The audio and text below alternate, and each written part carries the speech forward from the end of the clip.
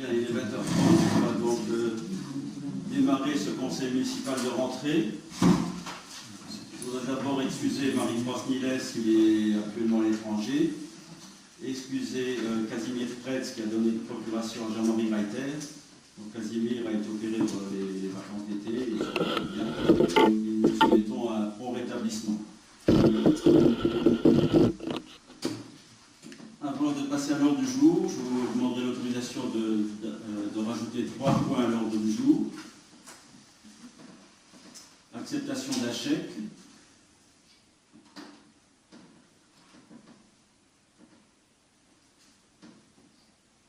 Rue des Seigneurs, place de l'Église, convention de maîtrise d'ouvrage délégué. MOD, convention de maîtrise d'ouvrage délégué. Avec la CCCE, bien sûr. Et le dernier, Jardin du Castel, concession d'aménagement avec la SODEVAM, versement anticipé d'une part du boni d'opération. Versement anticipé d'une part du boni d'opération. Est-ce qu'on est d'accord pour accepter ces 3 points à l'ordre du jour? Pas d'opposition, merci. Alors, premier point, approbation du compte rendu du conseil municipal du 20 juin 2016.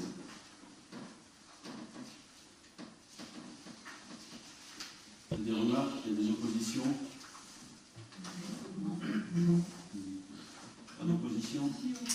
2? Oui, deux contre? Merci. Je peux me permettre de faire une petite remarque aussi sur le compte rendu que vous avez fait à partir de la manifestation quand c'était. Oui, le mois de juin, on a eu une manifestation de juillet et août, j'ai lu. Oui. Oui, j'ai lu. Les inscriptions du foyer non plus. Communication d'hiver, donc quelques communications. En ce qui concerne les travaux en cours, donc la restauration des orgues, une 3e visite à l'atelier du facteur d'orgue à Sarabes s'est déroulée le 11 août dernier, et la prochaine réunion du chantier, en quelque sorte, aura lieu ici même, à Rodemack, le vendredi 14 octobre à 14h. Le vendredi 14 octobre à 14h.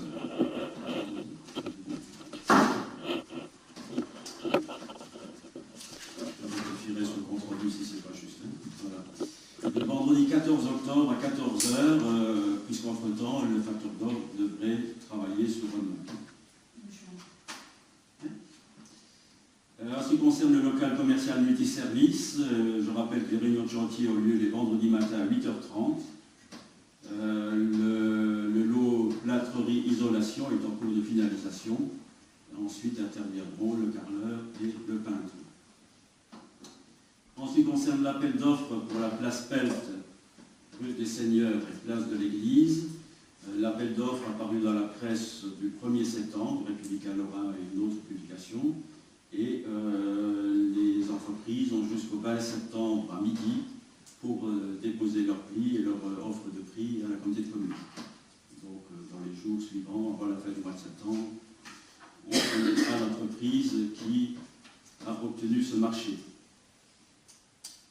En ce qui concerne les travaux qui sont à l'heure actuelle terminés, le chemin piétonnier sécurisé vers Raisin est terminé, y compris les travaux supplémentaires qu'on avait acceptés ici même au conseil municipal du mois de juin, et le chantier a été réceptionné le 1er septembre dernier.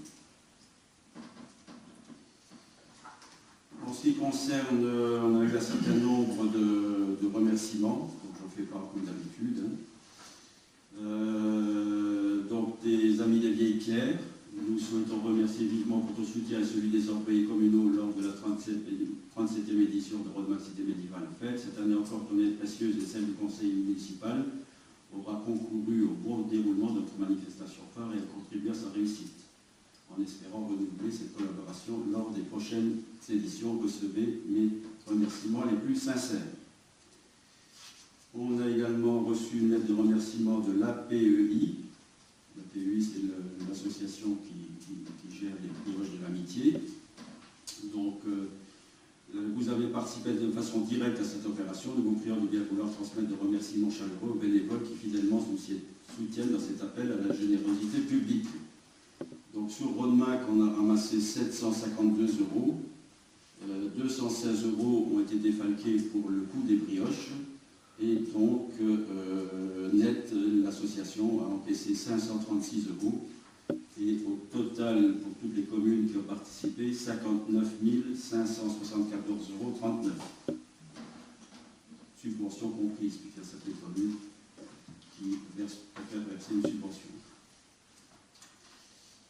Comme tous les ans également, l'association des plus beaux villages de France a remercié M. Weiten, président du conseil départemental de la Moselle, pour la subvention de 1 000 € versée à l'association au titre de l'exercice 2016. Vous dire également que j'ai représenté la commune aux cérémonies du 14 juillet à Paris aux Champs-Élysées, à l'invitation du secrétaire d'État aux anciens combattants et de la mémoire, M. Todeschini, et à l'invitation du président de la République. Nous étions en tribune officielle avec les maires du secteur de Boust, Évrange, Palistroff, la Grande, Berck, les services et d'autres, bien sûr.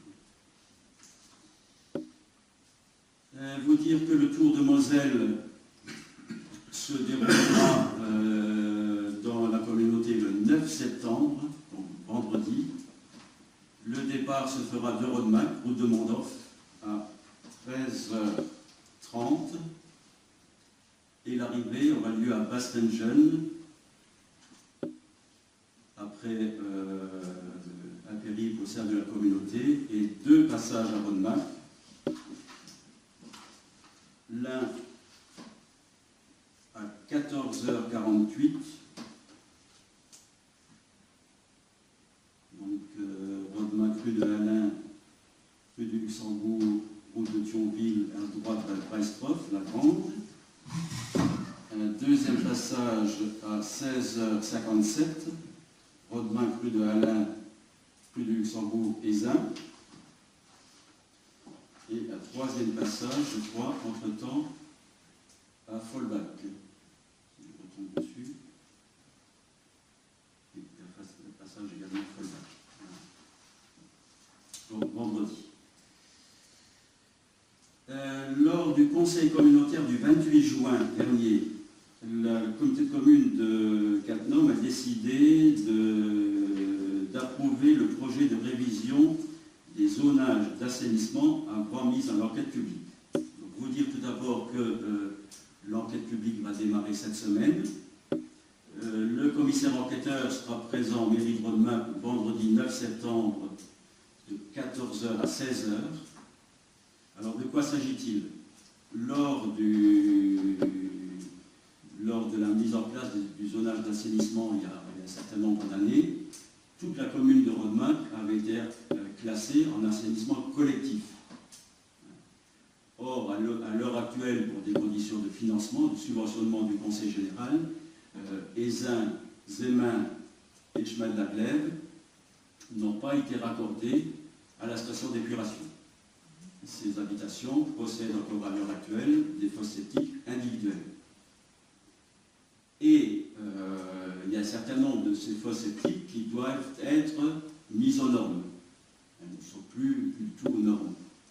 Et l'agence de bassin Rhin-Meuse subventionne à 60% la mise en norme de ces fosses septiques.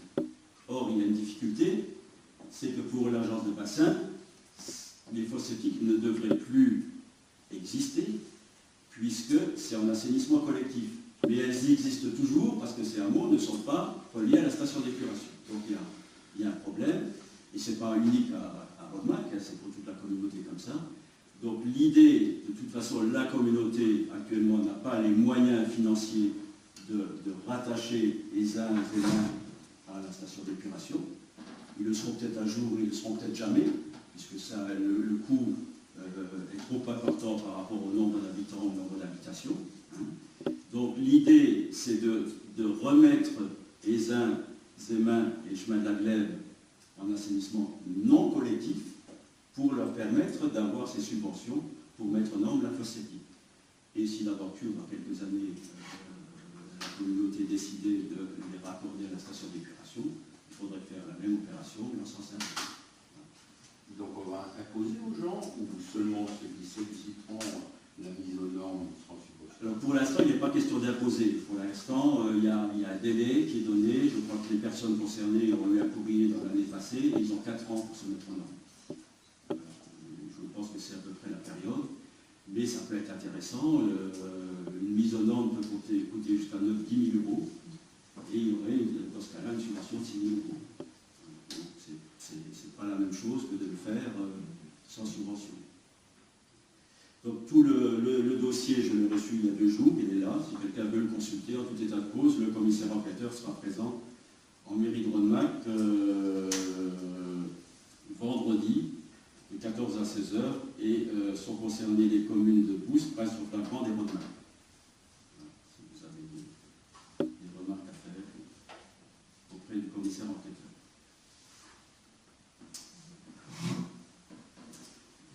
C'est suffisamment clair. Alors, pendant... C'est à la CCCE que ça va décider de déclasser c'est décidé, puisque l'assainissement, c'est une compétence communautaire, c'est plus une compétence communale. Donc la CCCE a décidé de classer ces hameaux en assainissement non collectif. Et la procédure se termine par une enquête publique pour que chacun puisse dire s'il est d'accord ou pas d'accord. Ensuite, le commissaire fera son rapport. La CCCE sera éventuellement amené à modifier quelque chose si la réclamation est conforme.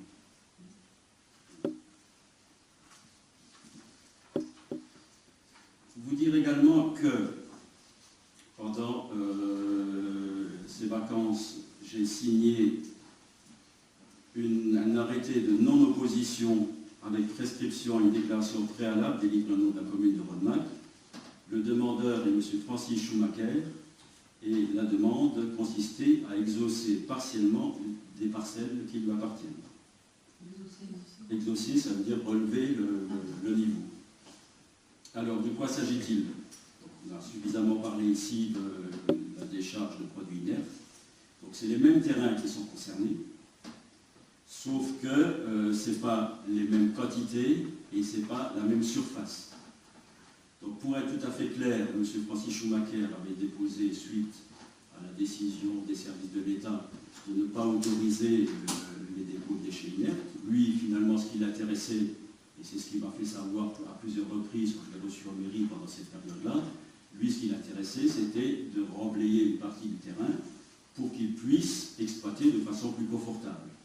Puisque sur ce terrain, il y a quand même une pente relativement importante, et figure également sur ce terrain une petite zone humide.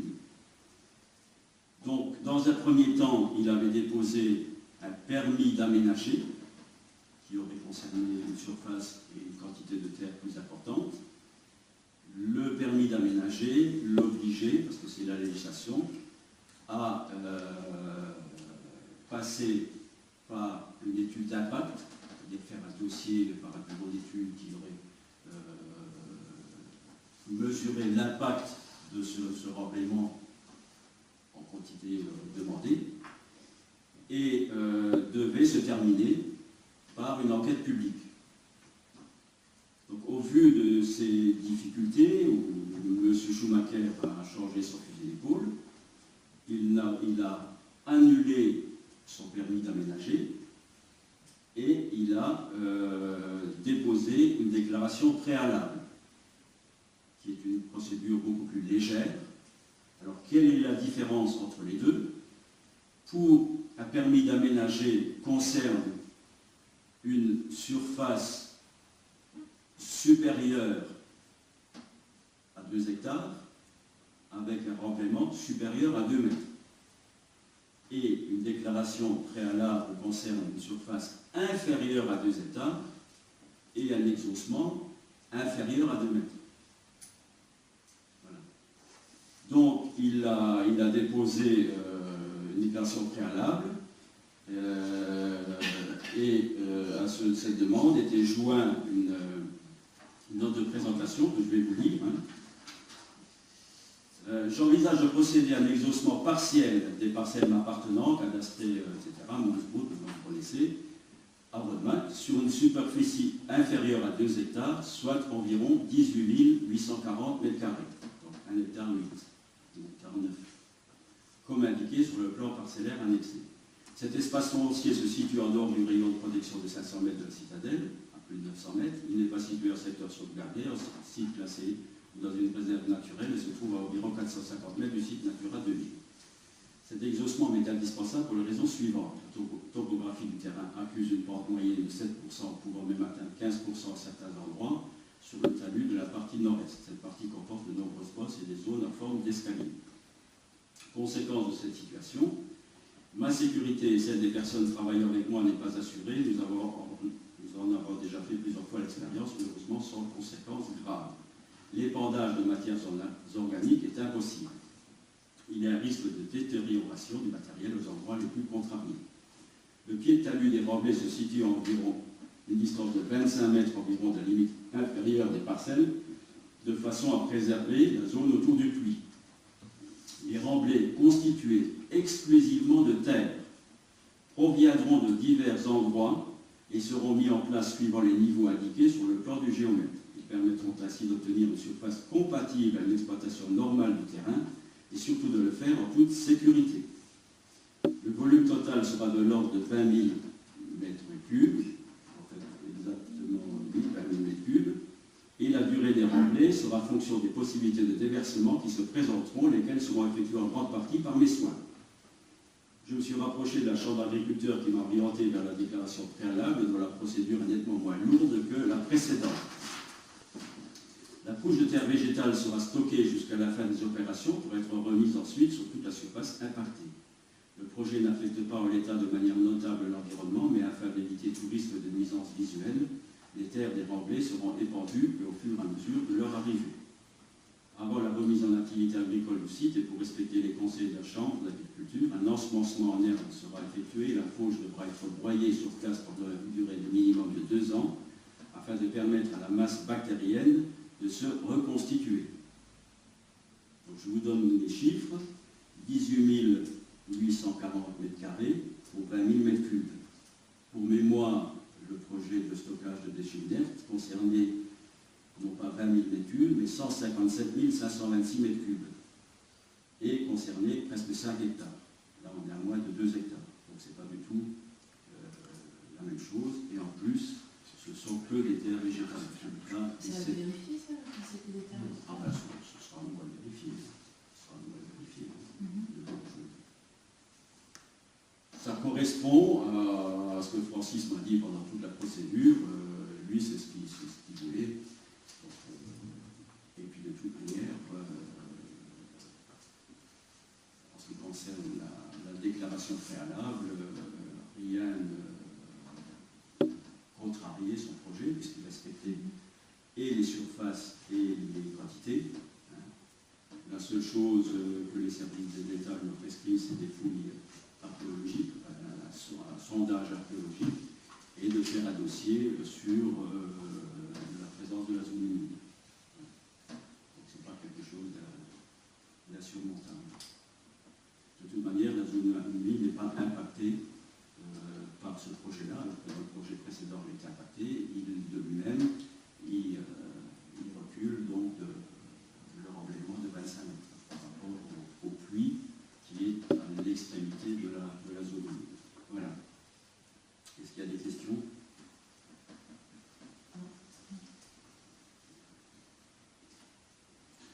Là, c'est un dossier qui a remis donc à son nom propre, qu'il n'y a plus son trappe dans l'affaire. Non, c'est possible qu'il a remis à son nom propre.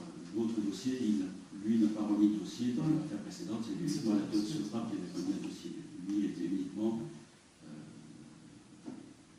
accepté de mettre ses terrains à disposition dans des conditions que je ne connais pas.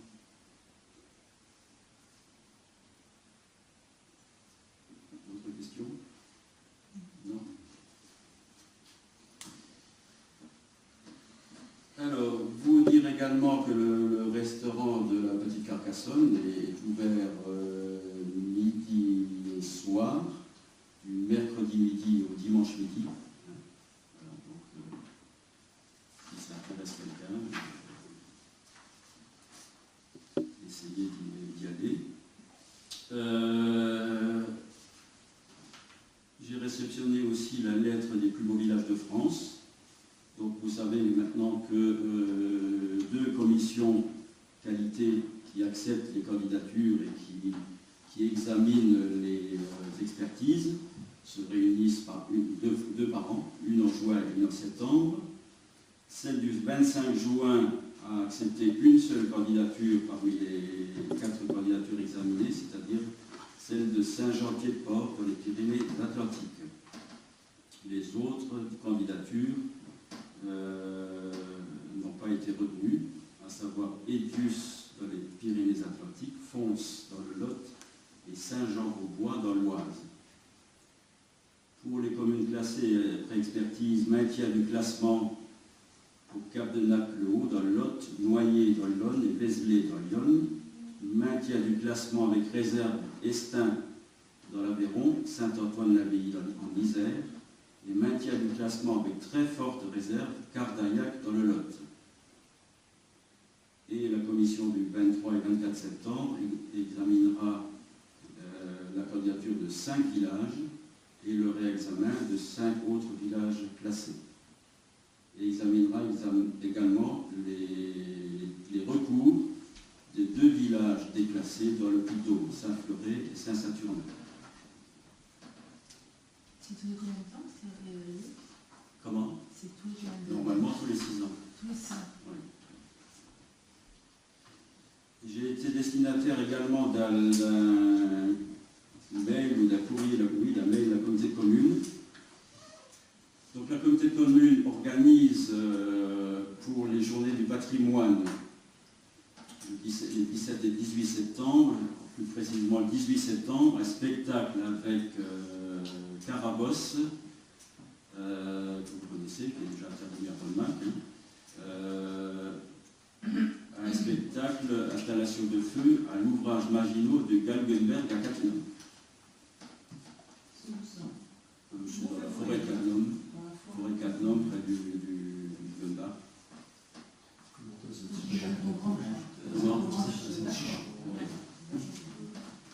Alors, pour les besoins du spectacle de Cattenom, qui sera donné le 17 septembre à la tombée de la nuit, moi je crois des bêtises, le 17, 7 personnes peuvent être intégrées à l'équipe artistique pour participer au montage et au démontage. Le soir du spectacle, ces 7 personnes participeront à l'allumage en qualité de figurants. Voilà. Les 7 figurants seront systématiquement encadrés et accompagnés par les comédiens professionnels de Carabosse. Donc si vous avez quelqu'un qui pourrait être intéressé, dites-nous-le rapidement, je vous donne les coordonnées de la personne qu'il faut contacter, à côté de commune, chez nous à Mar. Il faut être disponible du mardi 12 au dimanche 18. Être majeur, bien sûr. Voilà. Et enfin, j'ai reçu un courrier daté du 31 août, que je vais vous lire. Monsieur le maire, la Fondation du patrimoine est heureuse de vous informer que grâce à son club mécène du patrimoine de Moselle, créé le 25 avril dernier, donc le 25 avril 2016, votre dossier a été retenu pour bénéficier d'une subvention dans le cadre de la restauration des ordres de l'église Saint-Nicolas à Rodemack. Les mécènes qui se sont réunis le 27 juin dernier ont été sensibles à cette restauration exemplaire de préservation du patrimoine mosellan et ont souhaité vous attribuer une aide financière de 2 000 €. C'est pourquoi vous trouverez ci-joint la convention régissant cette aide et de vous remercier de nous retourner un exemplaire signé, ce qui a été fait. Voilà, donc c'est quelque chose qu'on n'a pas demandé, mais qui arrive et qui sera bien utile pour terminer cette restauration. Et enfin, je vous donne les effectifs scolaires. Vous dire d'abord que la rentrée s'est très bien déroulée. À ma connaissance, il n'y a pas eu de problème particulier. Au primaire, les enseignants ont accueilli 118 enfants et 73 en maternelle. Donc, je pense qu'en maternelle, l'effectif a bien augmenté et qu'il n'y a pas eu de problème particulier, de risque de fermeture de classe. Voilà, j'en ai terminé.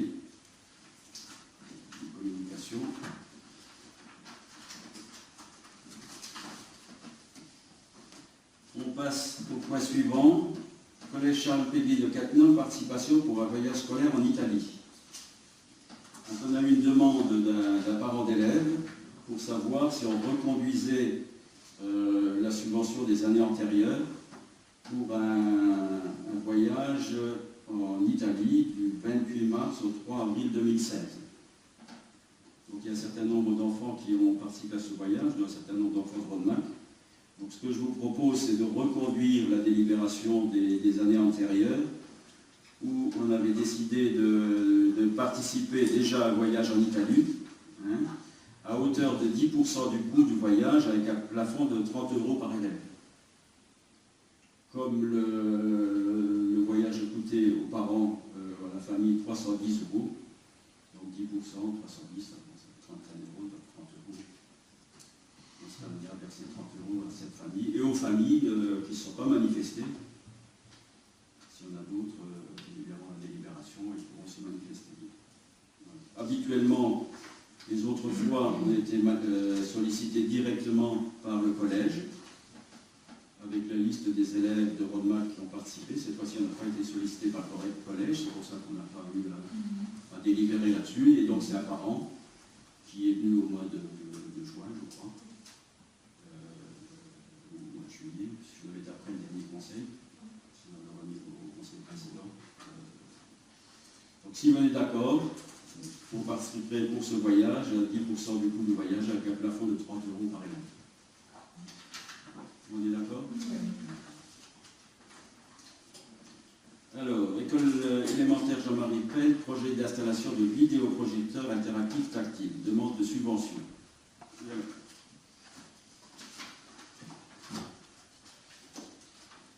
Alors, lors du conseil d'école du 24 mars dernier, donc le conseil d'école du deuxième semestre,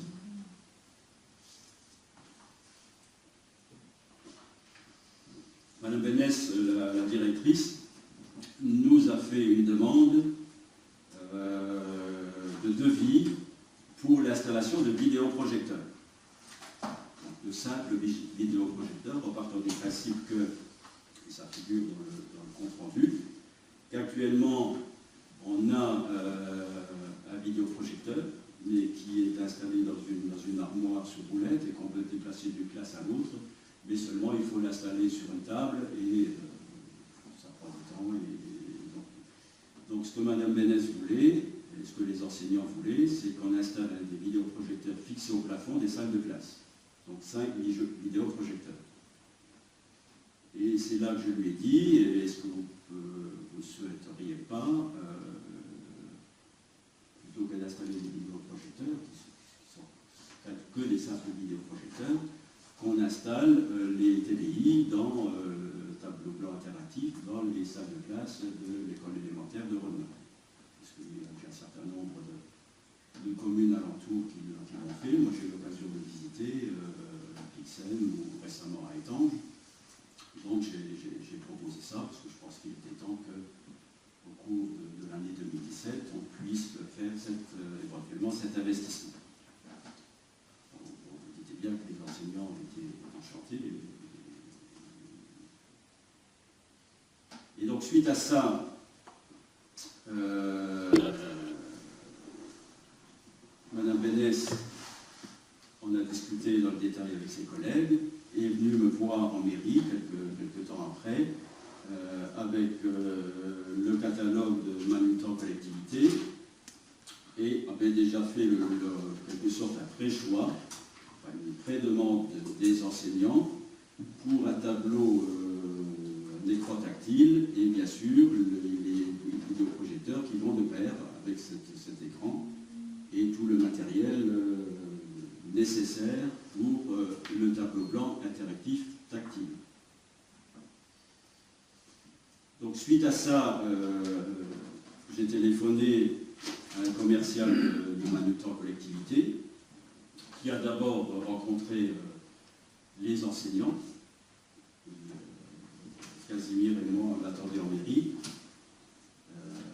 puisque c'est le maire qui lui avait donné rendez-vous. On l'attendait en mairie, il n'est jamais venu en mairie, et il est passé dans les écoles, il a vu les enseignants, il a vu les salles de classe. Et quand je lui ai téléphoné,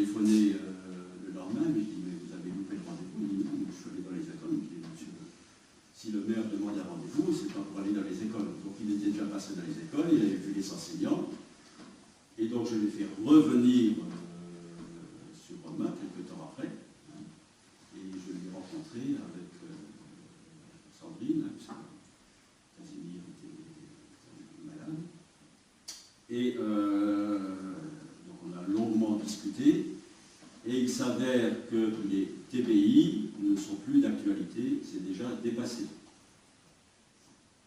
Actuellement, ils n'installent plus de TBI, ils installent les vidéoprojecteurs interactifs tactiles. Donc c'est un vidéoprojecteur qui fonctionne avec un portable, un ordinateur portable, et le matériel est, c'est d'autant plus intéressant qu'on n'a pas besoin de changer donc, nos tableaux blancs qui avaient les salles de classe par un écran voilà, qui va avec le TBI, mais ce vidéoprojecteur peut projeter sur les tableaux blancs qui sont actuellement dans nos classes. Et le travail de préparation peut se faire sur l'ordinateur, les enseignants peuvent le faire pendant le temps scolaire, peuvent le faire en dehors du temps scolaire, comme ça les arrange. Ils viennent avec leur ordinateur, ils branchent sur le vidéoprojecteur et projettent directement la leçon ou le travail à faire sur le tableau blanc. Et le côté tactile est possible. Et le côté tactile est possible. Là non plus, ça a déjà évolué. Dans le TBI, c'était possible avec un genre de stylo, stylet. Donc là, ça peut se faire avec le doigt, donc même plus besoin voilà. Donc, moi, je n'avais pas connaissance de cette évolution, hein, puisque je ne l'avais jamais vu dans aucune commune. Et donc, suite à ça, donc, il est revenu, donc, et nous avons discuté ensemble quel était le meilleur rapport qualité-prix. Donc, il nous a proposé le vidéoprojecteur Optoma. Donc, actuellement, c'est il y a mieux.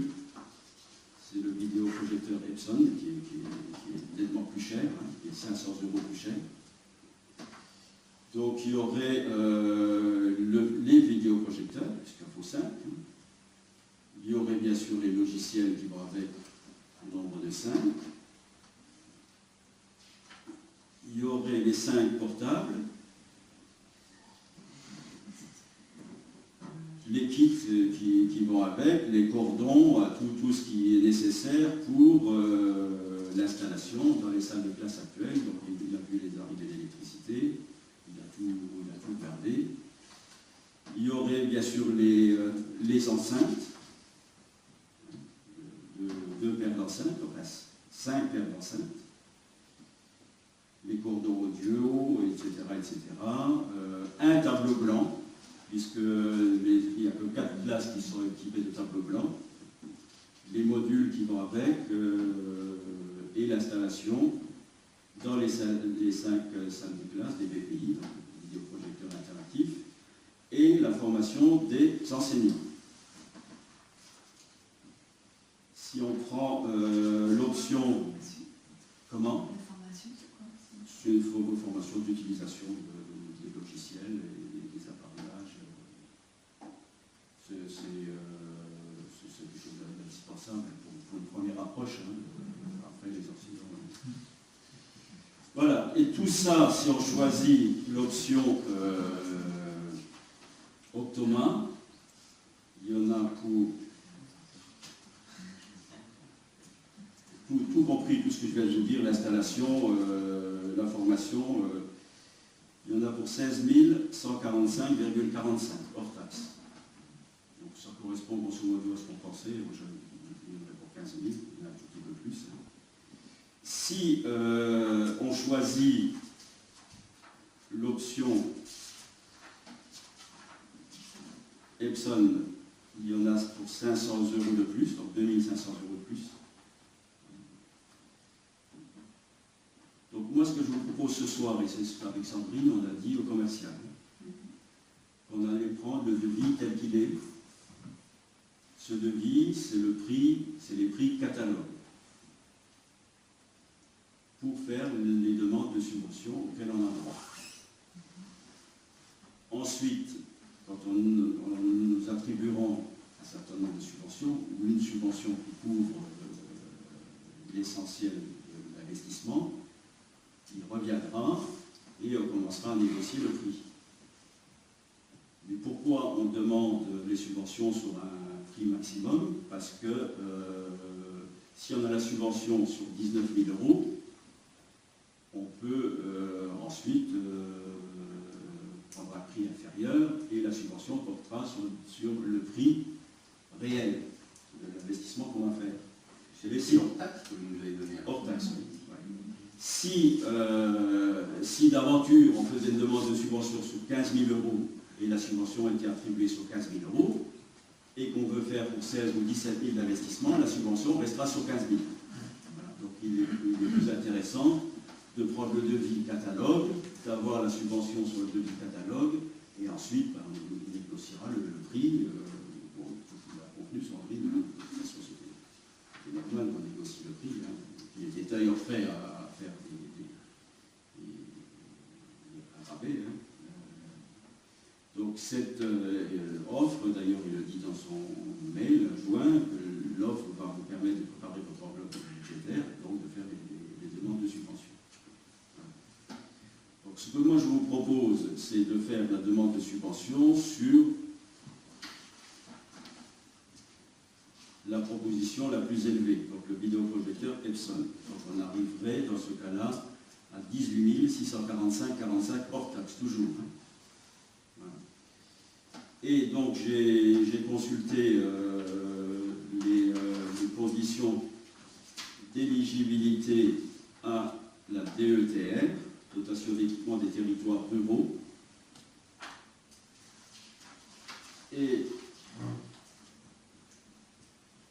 l'acquisition de matériel et de logiciels, y compris tableau numérique interactif, pour la première informatisation des écoles dans leur mission pédagogique. Dépenses de premier équipement, dépenses de renouvellement exclues. Donc, ce qui est notre cas pour les écoles primaires et les écoles maternelles. Donc cet investissement est éligible à la DETR et on est susceptible. Donc si le coût de l'opération hors taxe est inférieur à 150 000 €, on est, pour les communes et groupements de moins de 2000 habitants, on est susceptible d'avoir une subvention entre 20 et 60%. Donc on va demander 60%. Hein. Voilà. Et on verra avec le sous-préfet qu'est-ce qu'il peut nous obtenir. Voilà. Donc jusque-là, c'est bon. Donc, la délibération que je vous propose, donc école élémentaire Jean-Marie Pell, projet d'installation de vidéoprojecteurs interactifs tactiles.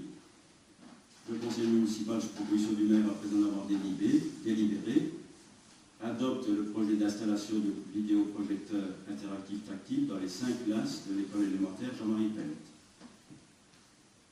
Décide de réaliser le projet pour un montant de 18 645,45 € hors taxe. Fixe le plan de financement comme suit. Coût du projet 18 645,45, DETR 11 187,27, donc 60%. Fonds libres communaux 7 458,18, donc les 40%. Sollicite le concours de l'État au titre de la dotation et d'équipement des territoires ruraux, DETR, à hauteur de 11 187,27 €. Et lorsque on aura l'accord de subvention avec le montant le taux que proposera le sous-préfet, je reviendrai devant vous et on décidera si on l'inscrit au budget primitif 2017 ou mise en place pour la rentrée 2017. J'aurais juste une question. La demande initiale portait sur 5 classes. Oui. La demande initiale de la directrice.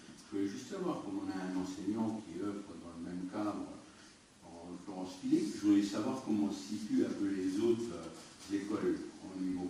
Vous en avez chez vous? C'est très variable. Moi j'en ai un, j'ai eu un. Mais je veux dire sur l'ensemble de l'école, à faire aussi.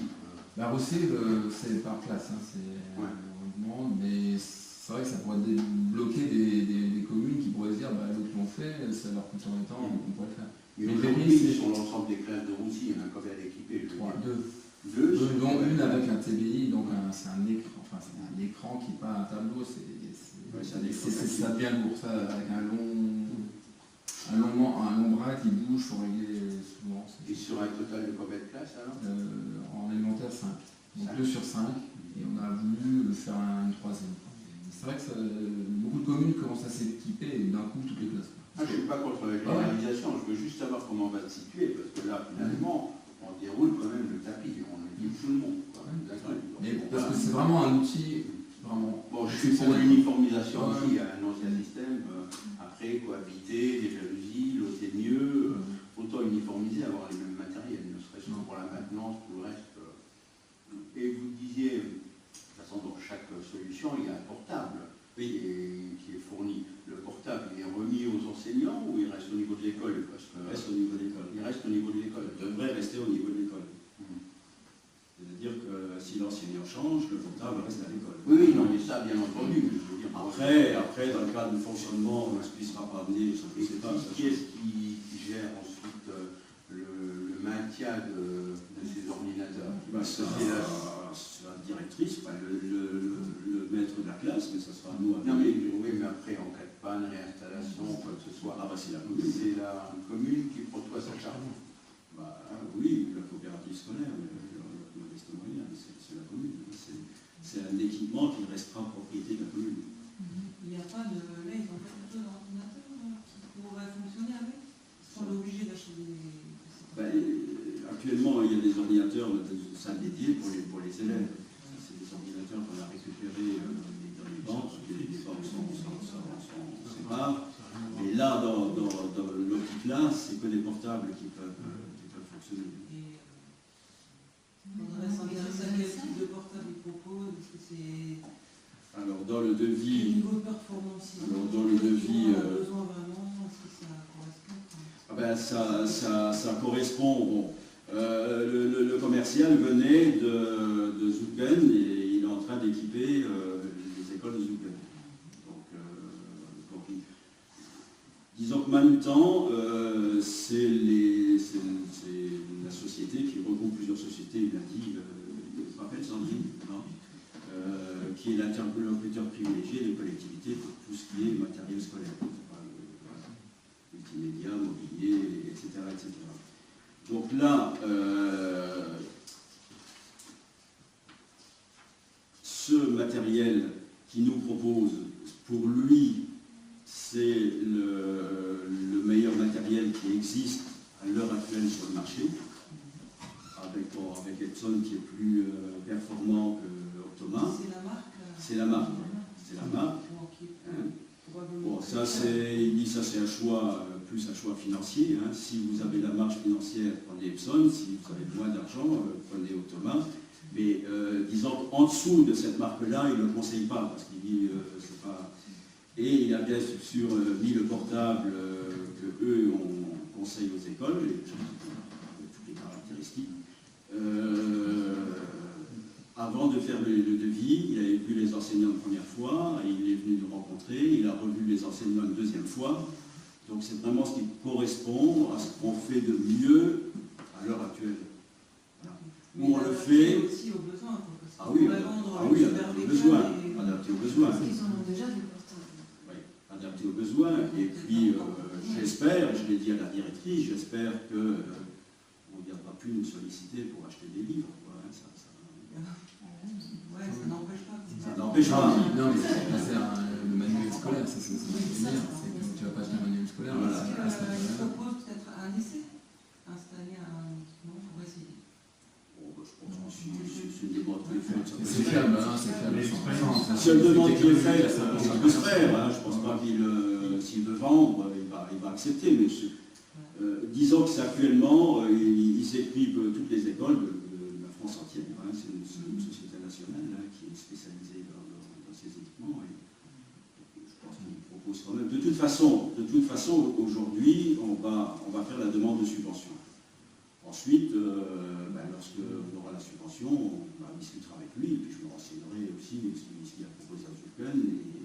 Parce qu'eux, apparemment, ils l'ont installé pour cette rentrée-ci. Ils vont l'installer avant nous. Donc on pourra déjà les contacter pour avoir beaucoup d'expérience. Voilà. Et donc on fera le choix Moi, je définitif. veux bien croire qu'il est de confiance, hein, mais voilà, c'est bien. Oui, non, mais bon, D'essayer de cibler. C'est que ça une soit minute vraiment de temps adapté à entre nos maintenant besoins. et dans 6-9 mois. De toute façon, il faudra tester parce que le projecteur sur les tableaux blancs, ça dépend vraiment du tableau blanc. Soit c'est libre, Ah bah, soit il faut c'est voir. catastrophique. Et ça, Il moi, faut le, vraiment faire gaffe, il faut absolument le reposer, le tester. Oui, non, mais Ben là, là, il il- tester que nous, en situation, on voit Oui, si ça bien fait sûr. Non, mais voilà. Parce que sur certains tableaux blancs sont traités. Mais il a proposé le vidéoprojecteur qui Faut faire gaffe. devrait s'adapter à notre tableau. De toute façon, dans le communiqué Olivier, dans 6 mois, c'est plus les mêmes matériels, donc il faudra refaire des devis avec d'autres sociétés. Oui, bah, il y a des chances. C'est la raison pour laquelle aussi je vous demande l'accord de faire la demande de subvention sur Pour l'instant, c'est ce qui est le plus élevé. performant, Pour l'instant, c'est ce qu'il y a. les directeurs, ils ont la réunion entre écoles, ils se font n'importe quoi. Ok. On est d'accord pour je reviendrai devant vous lorsque le sous-préfet nous aura fait part de sa. Absolument, il faut voir.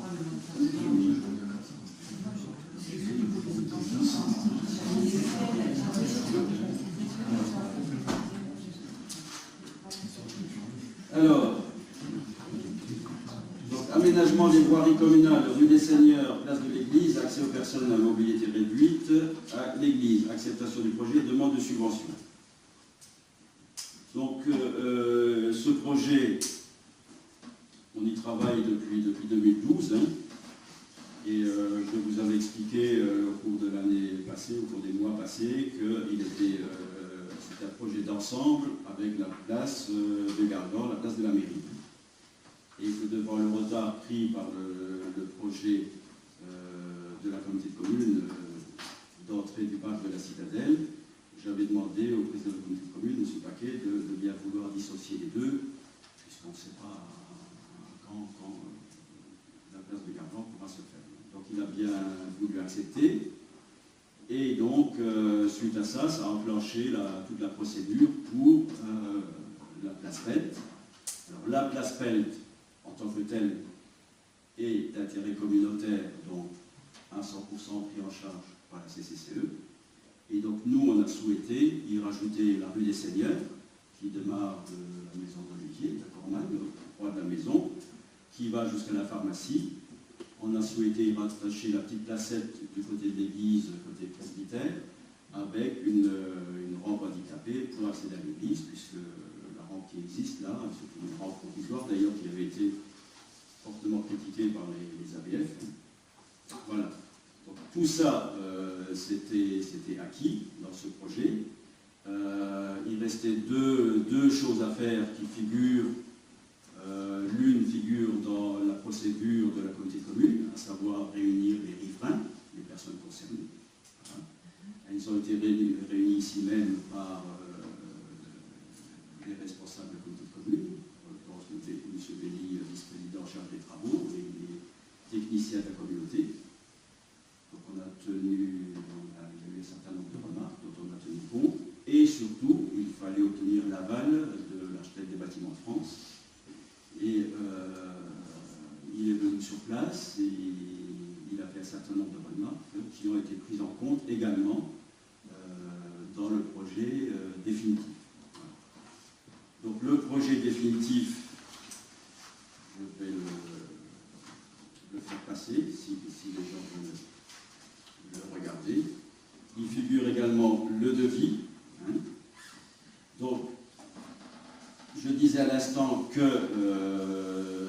la communauté de communes paye intégralement l'ensemble de l'aménagement de la place Pelt et bien sûr la rue des Seigneurs, la place de l'église, le CPMR à l'église, est à la charge de la commune.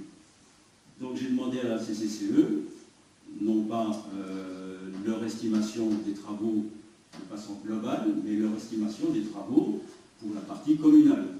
On puisse éventuellement obtenir quelques subventions sur cette partie communale. Et donc, l'estimation pour la partie communale s'élève à 152 905 € hors taxe. 152 905 € hors taxe. Donc, c'est une estimation.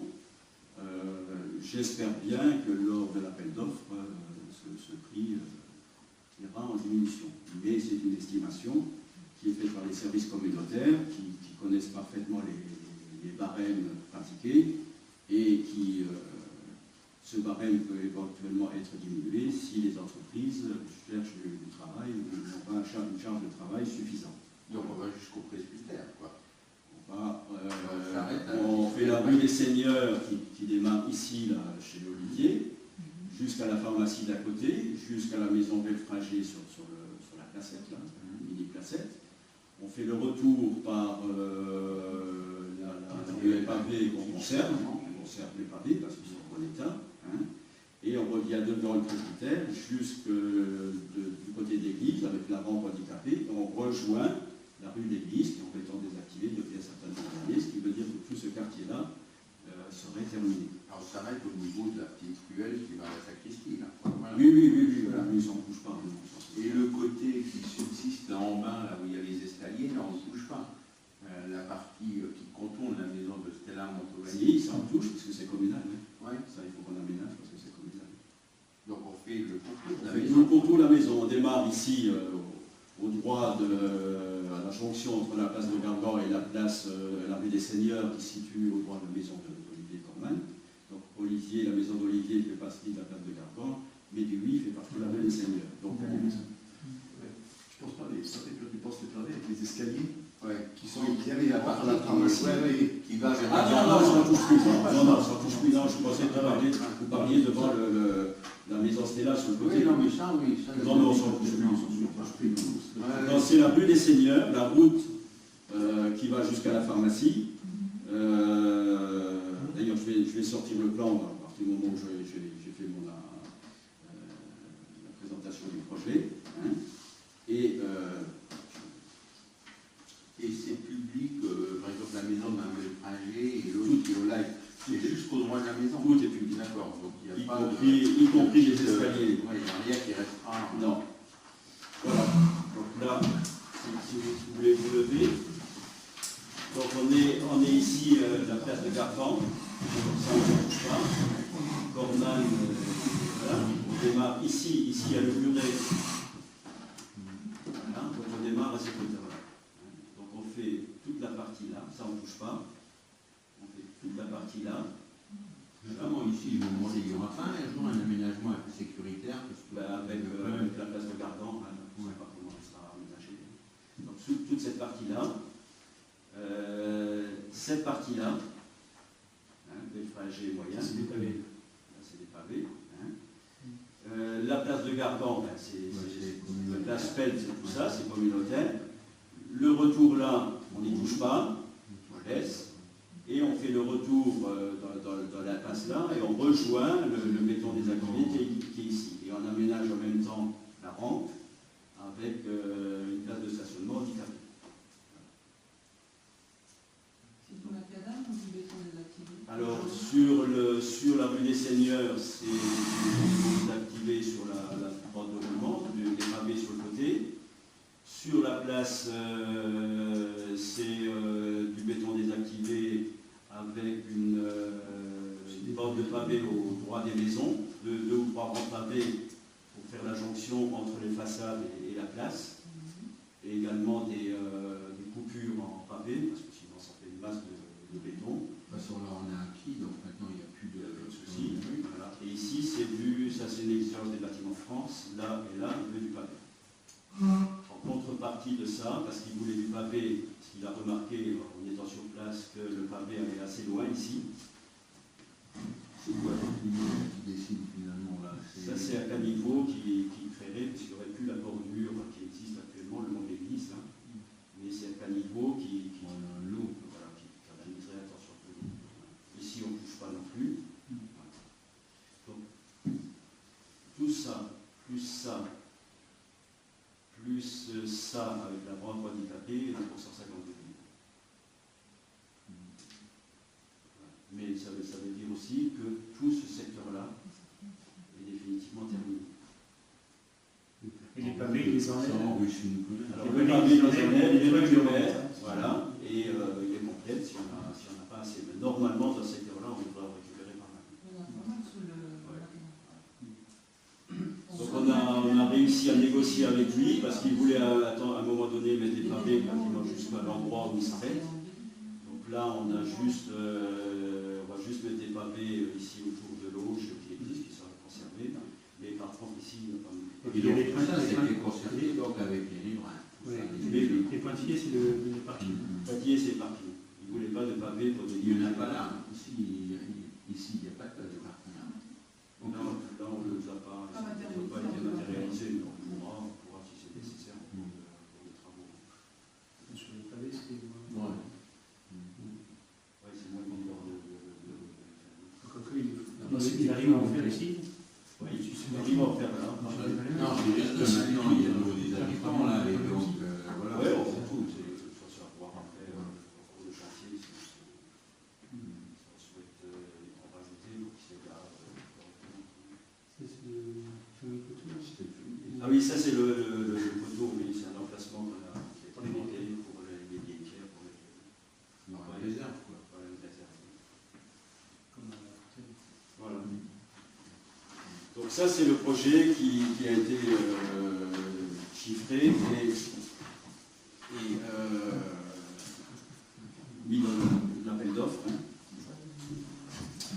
Alors actuellement, compte tenu du fait que les travaux vont quand même démarrer assez rapidement, hein, puisque l'appel d'offres se termine le 20 septembre, l'entreprise va être connue le 20 septembre, ils ont un mois normalement de préparation de chantier. Vous avez vu qu'aujourd'hui, il y a déjà une entreprise qui est passée pour repérer tous les réseaux, hein, puisque maintenant c'est obligatoire, hein, depuis un an. Donc normalement, l'entreprise, selon son plan de charge, pourrait être amenée à démarrer début novembre. Hein. Voilà. Et on sait déjà comment ils vont le gérer, ça va être entièrement fermé à la circulation. Je ne pense pas. Non, on va demander que ce soit Il fermé par avait dit qu'il commençait par la place Payet. Ça, c'est l'entreprise qui va le décider. Dans leur idée, c'était ça. Il termine par les seigneurs. Voilà. Dans leur idée, c'était ça. Et laisser le passage. Maintenant, chaque entreprise a sa façon de gérer différente, le chef de chantier. Donc, Est-ce qu'il y a une estimation du temps des travaux? combien de temps il a mis 4 mois. 4 mois. 4 mois hors intempéries, hors. Mais c'est pas les bons mois. Ben, c'est pas les bons mois, non. Non, c'est pas les bons Ouais, mois. c'est clair que d'ici avril. Donc, le coût du projet, vous le connaissez. Hein. Donc, je me suis mis à la recherche un peu de subventions. Donc là, actuellement, il y a la nouvelle région Alsace-Champagne-Ardenne-Lorraine, donc le Grand Est, qui a mis un pacte spécifique pour la ruralité en place, à savoir qu'ils peuvent subventionner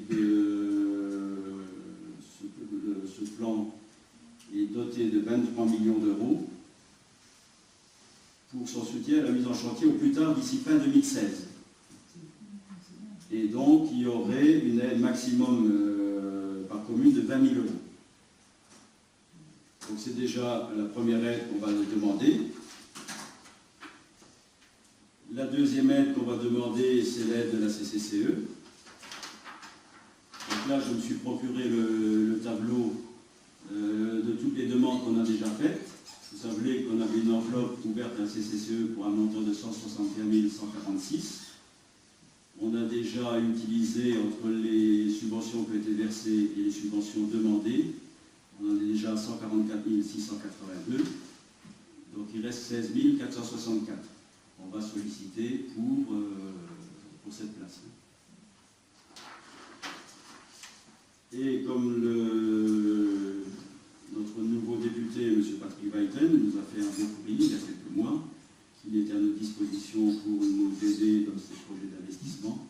Donc on va également le solliciter en tant que député, sans réserve parlementaire. Là, je ne sais pas, j'ai aucune idée du montant qui pourrait être amené à nous attribuer. Mais on va le solliciter. Donc la délibération pourrait se libeller de la façon suivante. Donc, aménagement des voiries communales, rue des Seigneurs, place de l'église, accès aux personnes à mobilité réduite à l'église, acceptation du projet, demande de subvention. Le conseil municipal, sur proposition du maire et après en avoir délibéré, adopte l'aménagement de voirie de la place de l'église et de la rue des Seigneurs, décide de réaliser le projet pour un montant de 152 905 hors taxe, c'est le montant qu'on a actuellement, s'il est réalisé à la baisse, tant mieux pour nous. Fixe le plan de financement comme suit. Coût du projet 152 905 hors taxe, région Grand Est 20 000 euros. CCCE 16 464 €, fonds libres communaux 116 441 €. Donc, comme les travaux démarreront au mois de novembre, on n'aura pas de facture à CCCE avant le début de l'année prochaine. Il faudra qu'on voit comment on peut, dans le cadre du budget 2017, financer notre part. Donc, on solliciterait la région Grand Est au titre du plan régional 2016 de soutien à l'investissement des communes de moins de 2500 habitants à hauteur de 20 000 €. On solliciterait la CCCE à hauteur de 16 464 € au titre de fonds de concours. Et on sollicite M. Patrick Weiten, député de la Moselle, au titre de sa réserve parlementaire. Voilà.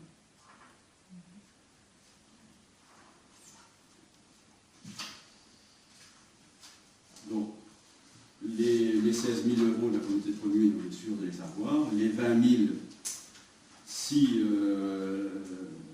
tout n'a pas été distribué, je ne pense pas, 23 millions d'euros, c'est quand même de l'argent. Il faudrait que, à 20 000 €, ça fait quand même un certain nombre de communes qui peuvent être au niveau du Grand Est.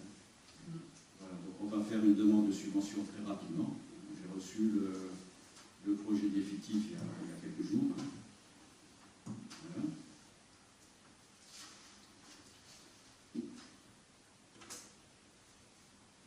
D'autres questions? Non? On parle là-dessus?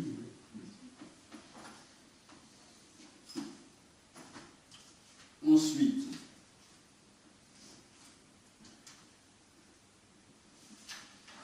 alors, aménagement d'un musée des postes à l'agence postale communale de Rodemack, projet de donation. Alors, de quoi s'agit-il?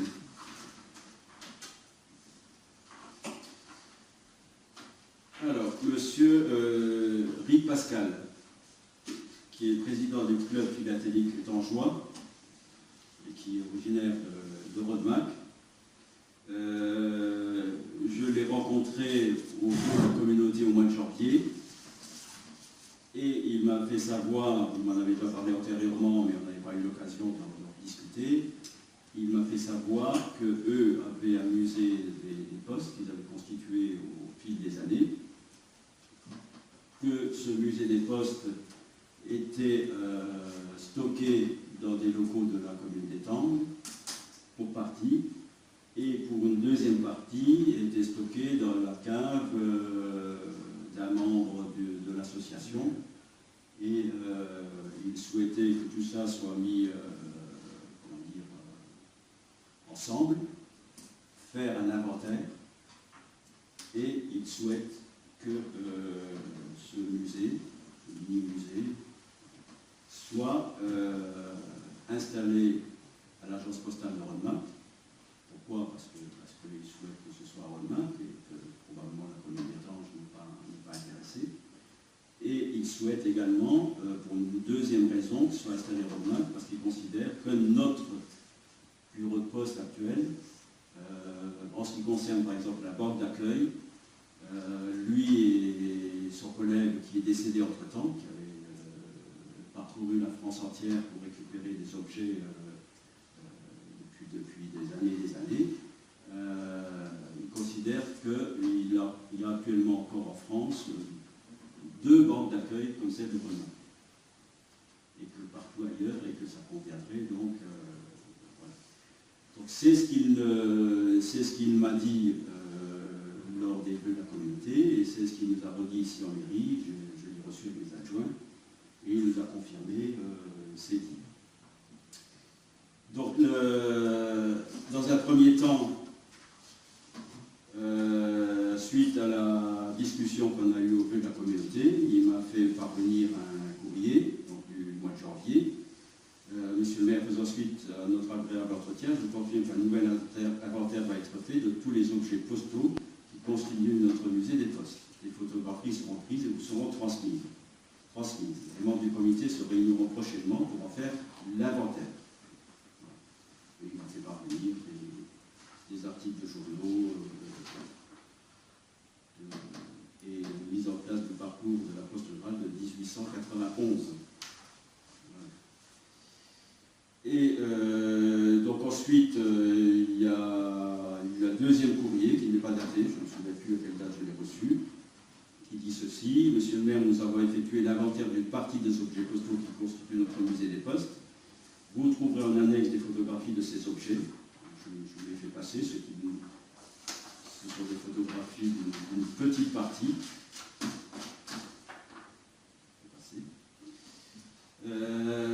Plutôt que de laisser dormir ce patrimoine dans les armoires, nous souhaiterions l'exposer de façon définitive et permanente afin que le public puisse découvrir l'évolution de la Poste. Nous avons pensé à l'agence postale de Rodemack qui demeure tout un symbole, celui de la Poste rurale. Aussi, dans l'hypothèse où vous seriez intéressé et qu'il y aurait une possibilité, nous sommes prêts à mettre tous ces objets à votre disposition. Donc ça, c'était... Donc suite à ça, on l'a reçu au mois d'avril, et il nous a fait un courrier suite à l'entrevue ici même. Donc, Monsieur le maire, un courrier daté du 6 juillet. Monsieur le maire, je tiens à vous réitérer tous mes remerciements pour votre accueil du 25 avril 2016 à 18h dans votre mairie. À la suite de cet agréable entretien, je vous confirme que le comité du club philatélique étangeois a donné son accord pour que notre musée postal trouve une place définitive dans l'agence postale de Rodemack. C'est un endroit idéal pour accueillir ce patrimoine postal. Nous ne manquerons pas de vous recontacter au début du mois d'octobre 2016 pour l'organisation de la mise en place de ce musée postal. Pourquoi octobre 2016? Parce qu'ils vont l'exposer une dernière fois à Étangerand pour une animation qui va avoir lieu dans les prochains jours. Et ensuite seulement ce musée serait disponible pour nous. Voilà. Donc au vu de la composition de ce musée et au vu de la demande du club philatélique étangeois, je pense que ce serait anormal qu'on puisse refuser une donation qui correspond tout à fait à ce qu'on veut faire, puisque c'est une agence postale communale dans un bureau de poste qui existe à cet endroit-là depuis très longtemps, et que voilà. En plus, c'est un musée qui a été constitué par des personnes d'Étangerand, dont M. Ritt et puis cette personne qui est décédée, je n'ai pas retenu le nom, et qui ont parcouru la France entière et l'Europe pour recueillir des documents et des tampons, des habits, de facteurs, etc., depuis plus d'un siècle. Et ils ont mis 25 ans pour constituer ce musée. Alors, vous allez me dire, ben oui, mais bon. Donc on a discuté franchement avec M. Ritz, il nous ferait donation de ce musée. Ce serait une donation qu'il faudrait officialiser par une convention qu'on signerait avec le club philatélique d'Étanges. Au niveau d'Étanges, ils sont clairs, ils ont déjà décidé. Hein. Nous, aujourd'hui, il s'agit de décider si on accepte ou si ça ne nous intéresse pas. Moi, je pense qu'il faut l'accepter, parce que c'est un plus pour notre commune, dans le cadre de son patrimoine, dans le cadre de l'activité sur Rodemack, l'activité touristique et autres.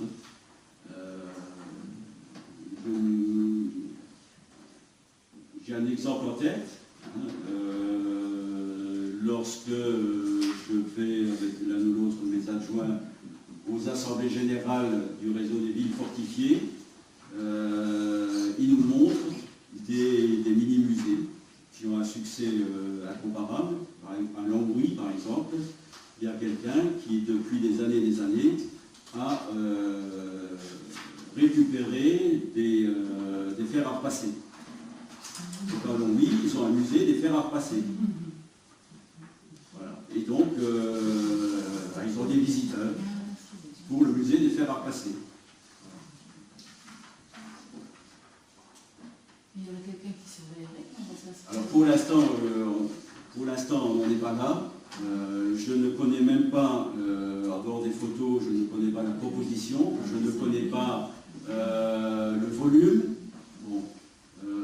La seule chose qu'on a discuté avec lui, c'est qu'il y a possibilité de n'exposer qu'une partie à la poste et de renouveler l'exposition régulièrement, tous les 6 mois ou tous les ans. Hein. Il faut également qu'on discute, et il a déjà fait un courrier au directeur de la poste, hein, ne peut pas se faire sans le rapport, mais ça peut pas, voilà.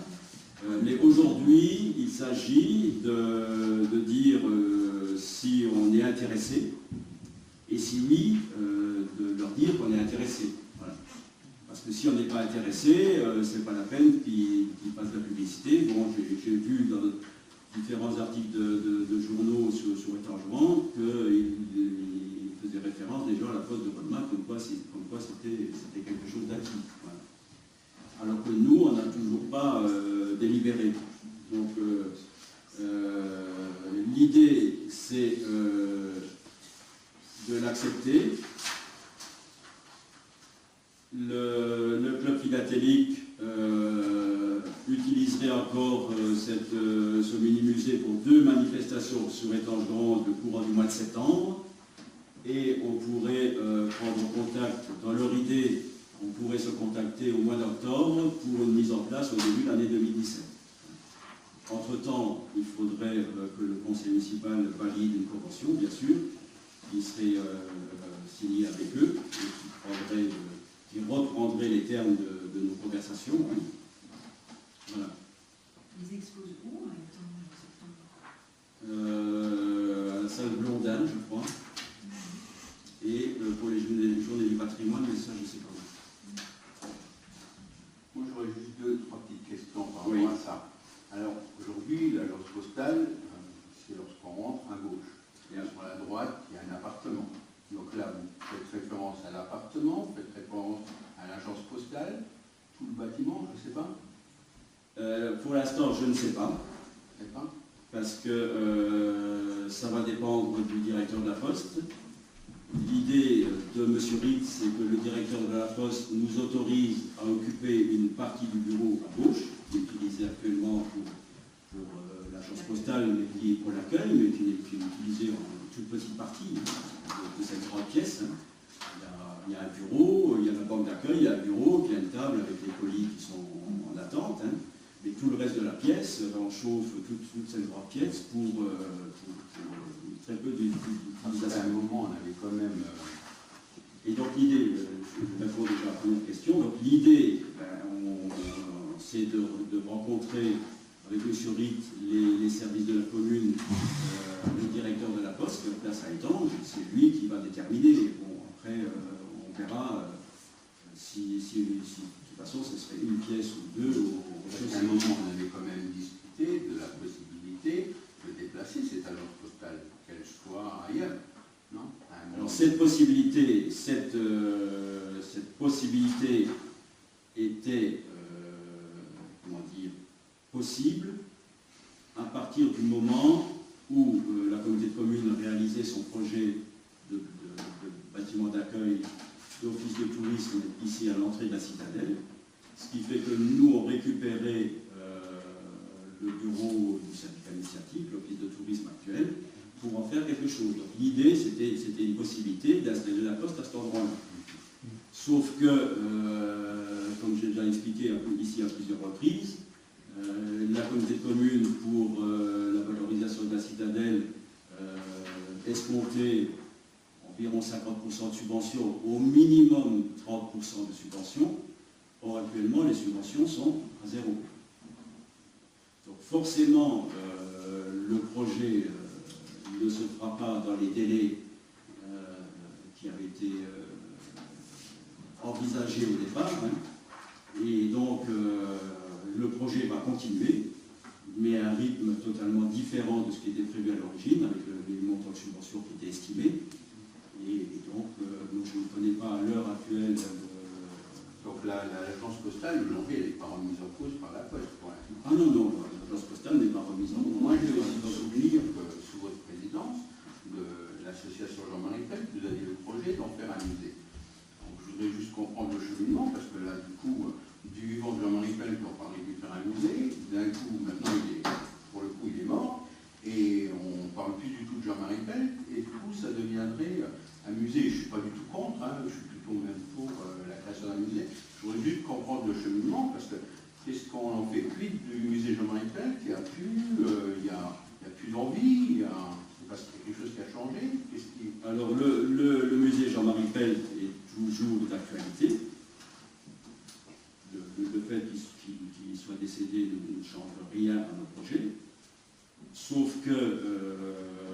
constate que depuis 3 ans, 4 ans que j'ai cédé la présidence, rien ne s'est fait, rien n'a avancé. Et je dirais que ce n'est pas incompatible. Le bâtiment est suffisamment grand pour que les deux puissent cohabiter. Là, on a une opportunité qui se présente aujourd'hui. Si on ne la saisit pas, cette opportunité ira ailleurs. Au mieux, on exploitera pour ce musée 2 pièces du rez-de-chaussée. Reste ensuite tout le restant du bâtiment qui, à l'arrière, est immense. Il y a les étages. Tout est faisable. Le musée Jean-Marie Pelt, actuellement, n'occupait que l'ancienne salle de bain, avec des armoires fortes. Donc c'est une affaire de 10-12 mètres carrés sur un bâtiment qui a fait plusieurs centaines. Donc l'idée, moi je ne vais pas en redonner l'idée du centre Jean-Marie Pelt. La seule chose qu'il y a, c'est que ce projet, comme je l'ai dit à l'instant, n'a pas évolué depuis 3 ou 4 ans. Et donc, dans mon idée, ça a toujours été comme ça. Si ceux qui ont fait partie de l'association à l'origine pourront le confirmer, mon idée première, c'était qu'on y fasse plusieurs choses dans ce bâtiment. Un centre Jean-Marie Pelt, un musée de la Poste, non, puisqu'on n'en parlait pas à l'époque, mais ça se présente aujourd'hui, et même à côté du musée Jean-Marie Pelt, peut-être même quelque chose sur les grands hommes de Romain, pourquoi pas sur le général Zimmer, qui est en plus sa maison natale. Hein. Pourquoi se limiter uniquement au centre Jean-Marie Pelt? De toute façon, il y a largement assez de place pour faire plusieurs choses. Ben oui, c'est ce que j'ai dit, le bâtiment il est immense. Le tout c'est d'avoir l'argent pour le faire. Pour le moment, il n'y a pas de projet de convention avec ce monsieur qui propose de céder sa collection. Pour l'instant, il nous demande de lui dire, et moi je pense que c'est normal, qu'il faut d'abord qu'on lui dise qu'on est d'accord, voilà, qu'on est intéressé.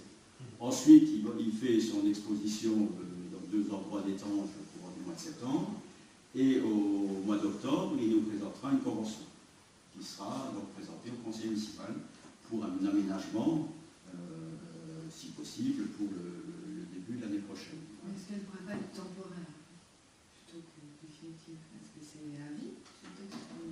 Ah ben, ça sera à nous de décider. Nous, ils nous le donnent de manière définitive. Donc après, ça sera à nous, à partir du moment où on est propriétaire, ça sera à nous de gérer comment on l'expose, dans quelles conditions, dans quelle durée. Exposer à vie, si par exemple un jour on a envie de faire autre chose. Ce sera mais dans la convention. Lui, son idée, c'est qu'on l'expose de manière définitive. Quand on a mis 25 ans à constituer un musée, on a envie que c'est quelque chose de... voilà. Mais il voudra avoir un droit de regard et quelques obligations quand même, il ne va pas la céder. Alors, en disant, ben, on va peut-être la mettre à la cave sur des cartons. Après, ça sera à nous à voir où on l'expose. Dans un premier temps, lui souhaiterait, et je pense que c'est une demande légitime, que ce soit exposé dans le bureau de l'agence postale. D'autant plus que la borne d'accueil, la vieille cabine téléphonique, ça correspond parfaitement à voilà. Mais dans mon esprit, c'est pas incompatible avec le musée Jean-Marie Pelt ou un centre Jean-Marie Pelt. Pas du tout. Ni même avec autre chose. Le bâtiment permet de faire beaucoup de choses. Hein. Donc la délibération que je vous ai préparée, aménagement d'un musée des postes à l'agence postale communale, projet de donation. Le club philatélique étangeois, représenté par M. Pascal Rie, président, originaire de Rodemack, possède des objets postaux accumulés depuis 25 ans et retraçant l'évolution de la poste depuis un siècle. Suite à un entretien en mairie le 25 avril 2016 avec M. Pascal Rie et un courrier du 6 juillet, le club philatélique étangeois souhaite exposer ces objets de façon définitive et permanente à l'agence postale de Rodemack. Afin que le public puisse découvrir l'évolution de la poste, l'agence postale de Rodemack étant le symbole de la poste en milieu rural. Ce n'est pas moi qui l'écris, c'est M. Ritt. Le conseil municipal, sur proposition du maire, après en avoir délibéré, accepte cette donation qui entre dans le cadre de l'évolution touristique et patrimoniale de Rodemack. Une convention qui officialisera cette donation sera présentée au conseil municipal avant la fin d'année pour une mise en place définitive dans l'agence postale de Rodemack au début de l'année 2017. Donc là, j'ai repris intégralement les desiderata de M. Ritt et ses différents courriers pour bien démontrer qu'on est intéressé par ce musée postal. Ok? Tout le monde est d'accord? Merci. Alors, recensement de la population. Donc, on a été informé par l'INSEE, par un courrier du 9 mai, que du 19 janvier au 18 février 2017, il y aura une enquête de recensement sur Rodemack. Donc, dans un premier temps, il fallait, avant le 31 mai, nommer par arrêté municipal le coordinateur communal. Donc moi j'ai nommé par arrêté Agnès Crisa, secrétaire de mairie, parce que ça se passe en mairie, donc a été nommé par arrêté du maire, coordinateur communal. Et donc, comme les fois précédentes, il faut 2 agents recenseurs sur la commune, pour faire un partage de la commune, et que ces agents recenseurs déposent les questionnaires à remplir auprès des différents habitants de la commune et aillent ensuite le récupérer quelques jours après. Ils les déposent en mairie pour avec l'INSEE, donc procéder au recensement. Donc ce soir, il s'agit que le conseil municipal décide de recruter 2 agents recenseurs pour remplir les tâches de l'enquête de recensement auprès de la population.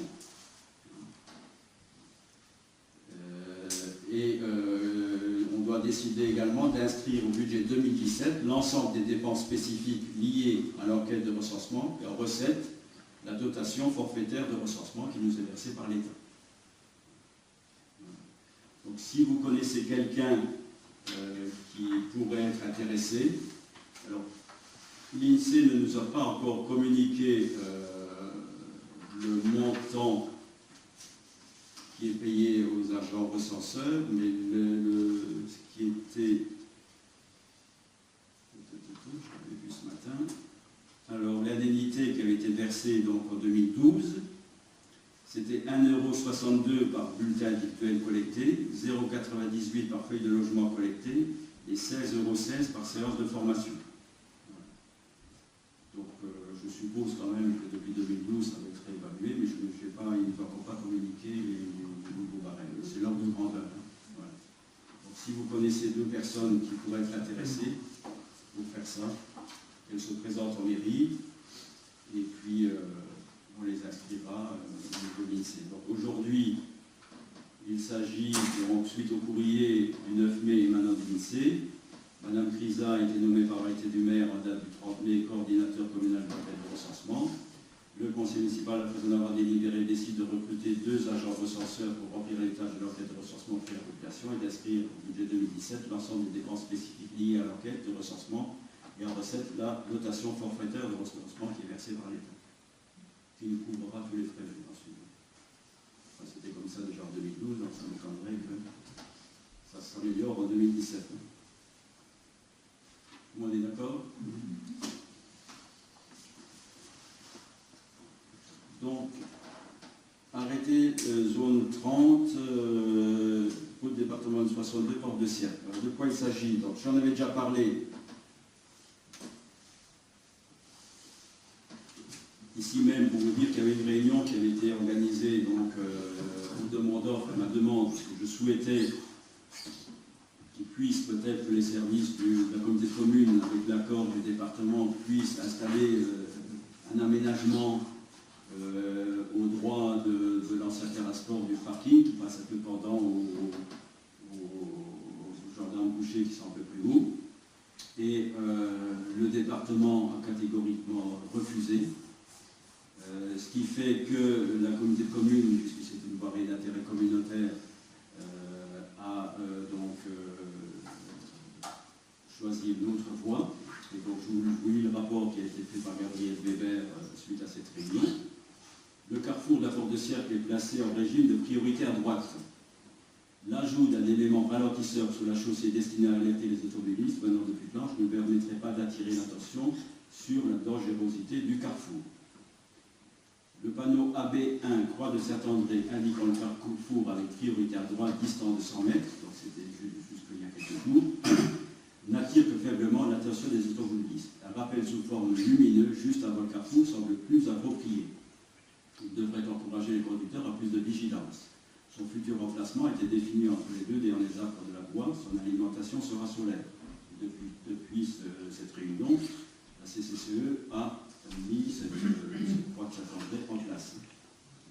Les deux panneaux zone 30 complétaient la mention à l'intérieur du village implanté pour indiquer la limitation de vitesse à venir, indique la vitesse dans Rodemain, mais n'indique pas la vitesse place de la Porte de Cercle, au droit du carrefour. Donc la communauté de communes a également implanté deux panneaux P14, 30 km/h, permettant également d'attirer l'attention et de réduire ponctuellement la vitesse des RD 69 au droit de ce carrefour. Donc, un panneau 30 a été posé sur la croix de Saint-André, sur le même mât, et un autre panneau 30 a été posé de l'autre côté de la Porte de Cercle. Mais pour que la pose de ces panneaux et ces dispositions entrent en vigueur, il faut un arrêté du maire, inscrit dans ce rapport. La commune devra prendre un arrêté de limitation de 30 km/h sur la longueur du carrefour. Pour que ce soit effectif, et que ce ne soit pas factice, il faut un arrêté. Donc la délibération porte sur le fait que notre officier, suite à la mise en place d'un panneau lumineux AB1, Croix de Saint-André, les deux panneaux B14, 3 km/h par les services de CCCE, sur la RD 62 au droit de la Porte de Cercle, le conseil municipal autorise le maire à prendre un arrêté limitant la vitesse à 30 km/h entre les deux panneaux encadrant la Porte de Cercle. Je pense que ça ne pose pas de problème particulier. Non, on parle bien de panneaux simples, de panneaux lumineux.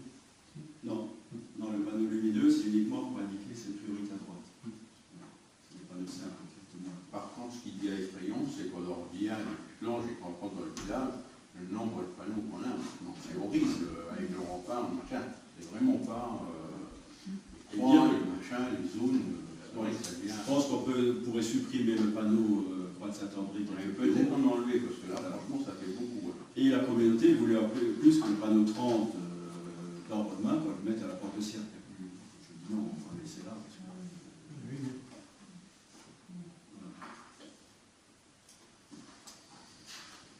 acceptation d'un chèque, donc c'est le chèque habituel de 550 € que vous a versé l'amicale pour le feu d'artifice de la fête de la grillade. Donc je pense que ça ne pose pas de problème de l'encaisser, c'est comme ça correspond à la délib qu'on avait pris ici même. La convention de maîtrise d'ouvrage déléguée, c'est signé avec les services de la communauté de communes. Il faut que vous m'autorisiez par une délibération d'immobilité du conseil municipal à valider cette convention. Donc la présente convention a pour objet de définir les droits et obligations du maître d'ouvrage délégué, donc la CCCE, pour la réalisation des travaux d'aménagement qualitatif et de sécurité sur voirie d'intérêt communal, rue des Seigneurs et place de l'Église. Donc sont contenus dans cette convention les principes généraux, le contenu de la mission du maître d'ouvrage délégué, le financement, les modifications des conditions, le versement de fonds, donc l'appel de fonds de la communauté de communes, puisque la communauté de communes avance l'argent, paye l'entreprise et ensuite récupère auprès de la commune, les délais, l'approbation des avant-projets, la passation des contrats, l'exécution des travaux, la réception des travaux, etc. etc. Donc c'est la convention type qui est faite pour les travaux en maîtrise d'ouvrage délégué, mais il faut une délibération du conseil municipal. Je pense que ça ne pose pas de problème. Et la dernière délibération au titre des jardins du Castel.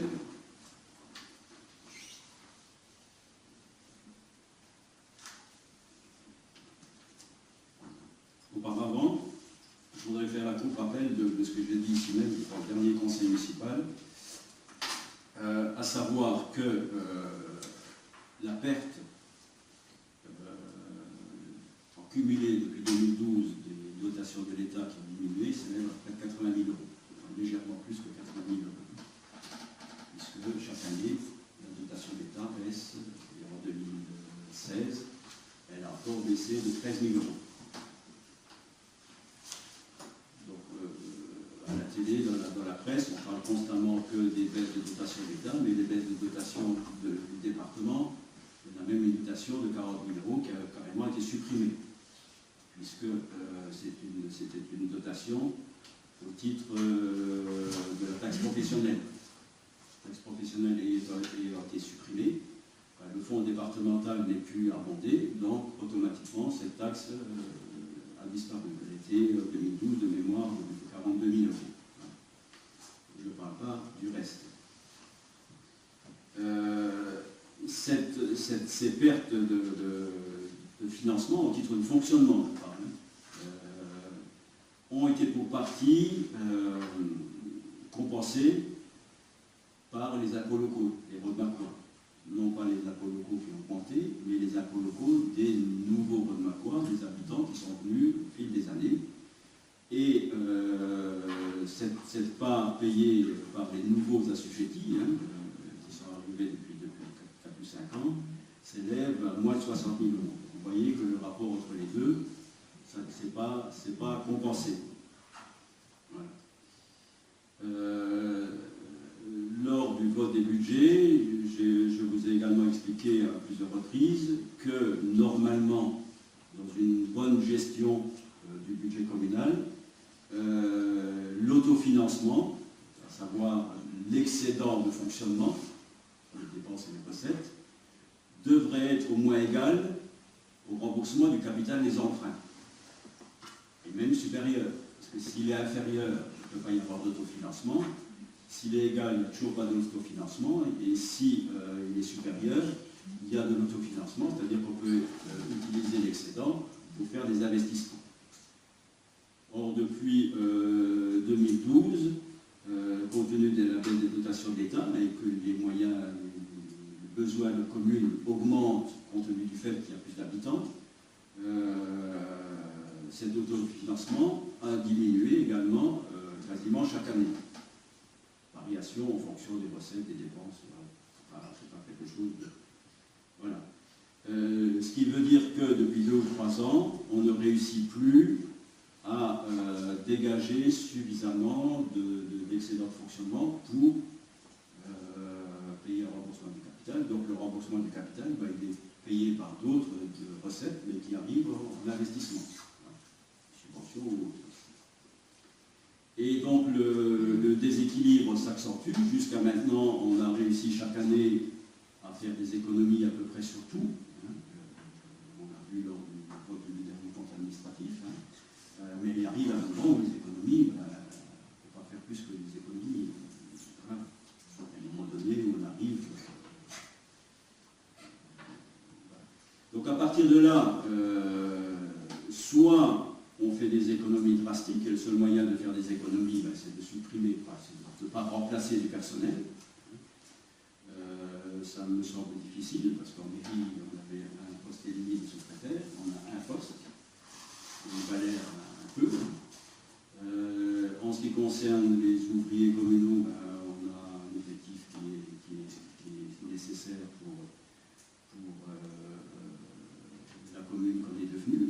Des uns à Zémin, quand on a commencé à tondre à Aisin, quand on termine à Zémin, il faut déjà recommencer, surtout cette année, parce qu'il pleuvait tout le temps. Donc, et puis, il y a des nouveaux quartiers, de nouveaux habitants, les mêmes services partout. Donc c'est difficile également à ce niveau-là de diminuer la part du personnel. D'autant plus qu'on a un personnel qui est capable de quasiment tout faire, et que il n'y a pas beaucoup d'entreprises qui rentrent en mairie commun, je l'ose dire, ou alors c'est des choses vraiment très spécialisées qu'on n'arrive pas à faire. Voilà. Donc là également, le fait d'avoir du personnel en nombre qualifié nous permet quelque part de faire des économies. Je vois en plus des entreprises qui interviennent dans les communes. Vous avez pièce, par exemple, qui a changé, vous avez le travail, vous avez le déplacement, et ça va vite. Voilà. Donc à partir en ayant fait ce constat-là, il restait deux possibilités, ou arriver à un moment donné à dire le budget de fonctionnement, on n'arrive plus à assumer toutes les dépenses, enfin toutes les recettes en moins, on est tenu d'augmenter les impôts locaux. C'est ce que nombre de communes ont fait. Nous, jusqu'à maintenant, on ne l'a pas fait. Ou alors, il fallait essayer de trouver des recettes nouvelles. Et c'est là que, pendant ces vacances, je me suis décidé à écrire au directeur de la SODEVAM. Alors, pourquoi la SODEVAM?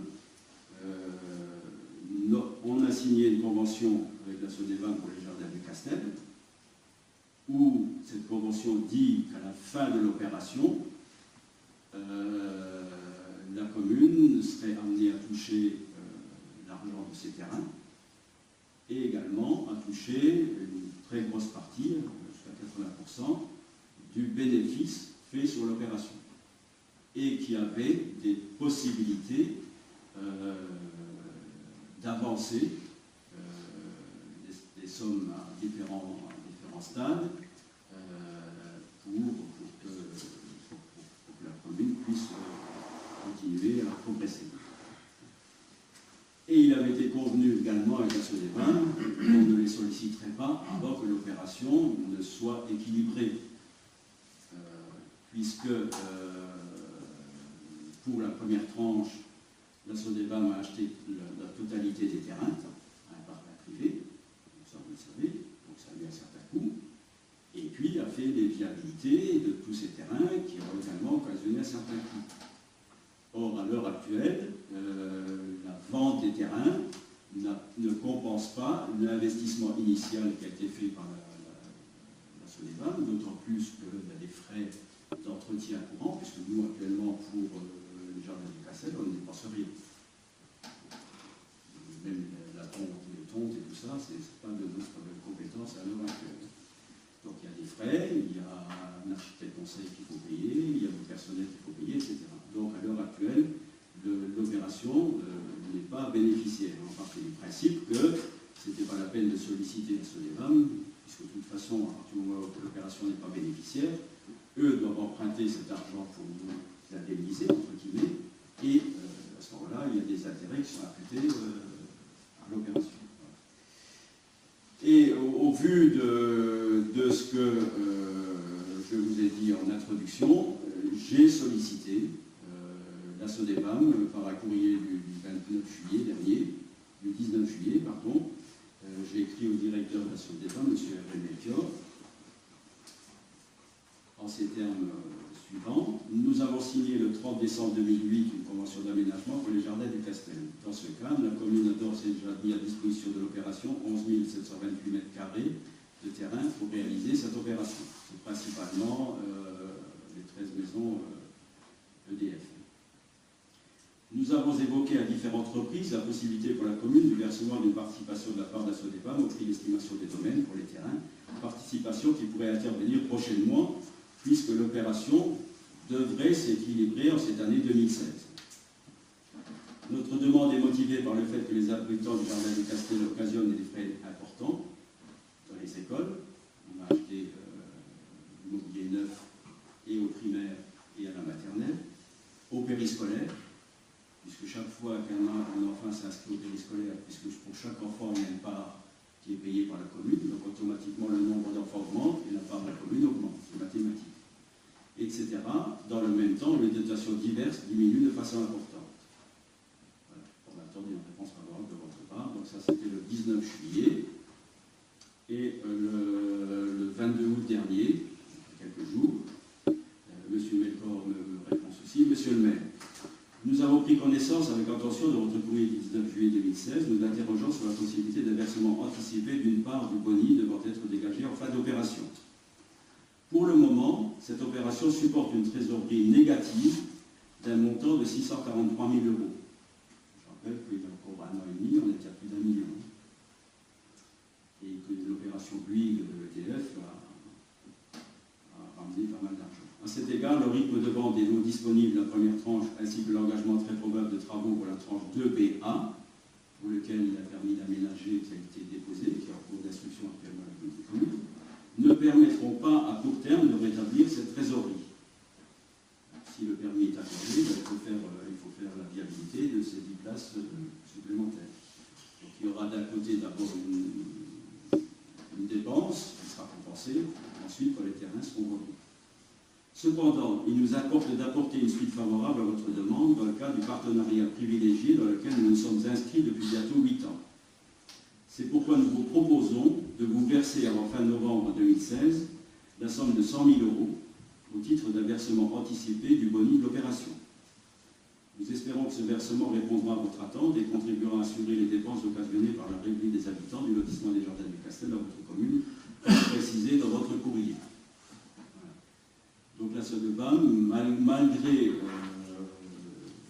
la trésorerie négative, a bien compris notre difficulté et est prêt à nous verser 100 000 € avant fin novembre, donc sur le budget 2016, pour nous permettre de subvenir à nos dépenses de fonctionnement périscolaires. J'ai eu pendant les vacances une facture des cargos de 20 000 €, quasiment 20 000 €. Pour l'année 2016, qui se rajoute à une facture de 8 500 € que j'ai payé pour un rappel de 2015, puisque là, si vous vous rappelez, les mercredis après-midi sont rentrés dans le cadre périscolaire et non plus extrascolaire, donc la part de la commune a augmenté, pendant que en même temps, la part de la communauté a diminué. On avait provisionné au budget pour ça. Vous avez provisionné. Pas pour la totalité. On verra au budget supplémentaire et d'autres dépenses qui se sont rajoutées. Donc on est arrivé tout doucement à des difficultés au niveau du fonctionnement, non pas pour équilibrer le budget de fonctionnement, mais pour le dégager une somme suffisante pour l'autofinancement. Voilà. Donc la SODEBAM a bien compris notre problème. D'autres communes qui travaillent avec la SODEBAM ont fait la même demande. Ne nous demandez pas pourquoi, ça n'a pas été accepté. Il n'y a que notre demande qui a été acceptée. Voilà, mais pour nous. Donc si vous êtes d'accord, on va prendre une délibération acceptant donc cette participation sur le boni à venir de l'opération. Jardin du Castel, concession d'aménagement avec la SODEBAM, versement anticipé d'une part du boni d'opération. Vu la convention d'aménagement entre le Jardin du Castel signée avec la SODEBAM le 30 décembre 2008, vu le courrier du maire en date du 19 juillet 2016 adressé au directeur de la SODEBAM tendant à obtenir une avance sur le boni d'opération, avance motivée par les frais occasionnés par les habitants des Jardins du Castel, l'école, périscolaire, etc. Vu la réponse du 22 août de la SODEBAM accordant la somme de 100 000 € au titre d'un versement anticipé sur le boni d'opération, dans le cadre d'un partenariat privilégié dans lequel nous nous sommes inscrits depuis bientôt